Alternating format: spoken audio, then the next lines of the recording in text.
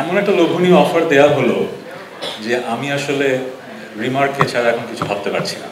আমার জন্ম হয়েছিল যেই সালে, আমাদের মেগাস্টারের জন্ম সেই একই সালে। আমাদের বয়স অনেক হয়েছে, কিন্তু বাংলাদেশ থেকে আমরা যে পরিমাণ ভালোবাসা পেয়েছি এটা আসলে কথায় প্রকাশ করা যাবে না। 1999 সালে ওনার প্রথম সিনেমাটা রিলিজ হয়, আপনারা জানেন। আমারও প্রথম ব্যান্ড ব্ল্যাকের আত্মপ্রকাশ 1999 সালে। সো প্রায় 2 দশকের বেশি সময় ধরে আমরা কিন্তু মানুষের ভালোবাসা পাচ্ছি। এটা যে কত বড় একটা ব্লেসিং এটা আমরা বুঝি, কারণ মিডিয়াতে, এন্টারটেইনমেন্ট ইন্ডাস্ট্রিতে বছরের পর বছর মানুষের ভালোবাসা পাওয়া এটা খুব রেয়ার একটা ব্যাপার। সো আমাদের কিন্তু দায়বদ্ধতা অনেক বেশি আমাদের এই দেশের প্রতি, মানুষের ভালোবাসা যেহেতু অনেক পেয়েছি। সো আমার যেটা মনে হয়েছে, একটা ফ্যামিলি যখন হয়ে যায় তখন যেটা হয়, সিনার্জি কাজ করে। আমি একটু শিক্ষকতা করেছি তো একটু শিক্ষকের মতো কথা বলছি। সিনার্জি মানে হচ্ছে যে যখন অনেকগুলো মানুষ একসাথে আসে তখন ইন্ডাস্ট্রিতে কালেকটিভ আউটপুটটা অনেক ভালো হয়। ইন্ডিভিজুয়ালি আপনি কিন্তু যতটুকু করতে পারবেন তার চেয়ে অনেক ভালো করতে পারবেন।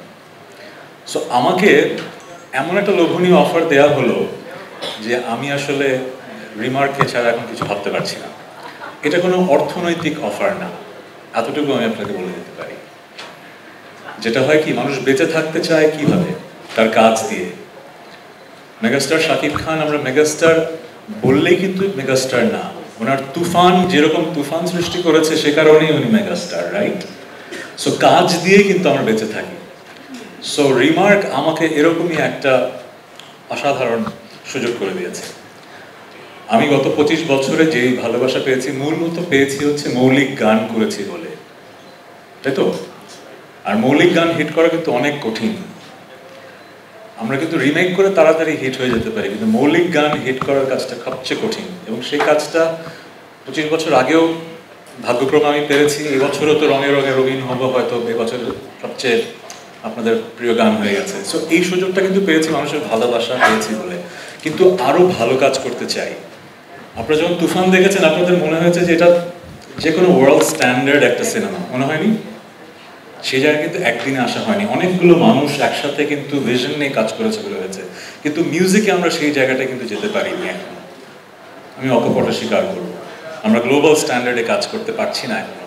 সো আমার বিশ্বাস, আমি রিমার্কের কাছ থেকে যে প্রমিস পেয়েছি, আগামী 1 বছরে you will get to see বাংলাদেশের মিউজিককে আমরা আরো অনেক উপরের উচ্চতায় নিয়ে যাবো। Thank you Shakib Khan, the megastar with a vision.